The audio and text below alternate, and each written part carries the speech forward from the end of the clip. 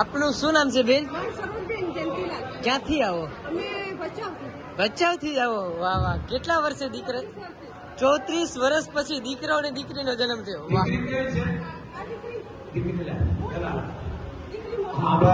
આ મોટી પેલી કહેતી ને, આનું નામ મેઘના, આ નામ માધવ, અને બીજું 34 વર્ષે દીધા કોઈ ચમત્કાર નથી. આભાર. આ તને વિશ્વાસ હતો મોગલે દીધા.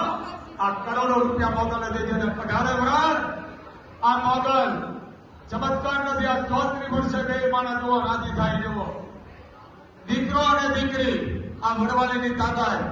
પણ હું અંધશ્રદ્ધાનો બહુ વિરોધી છું.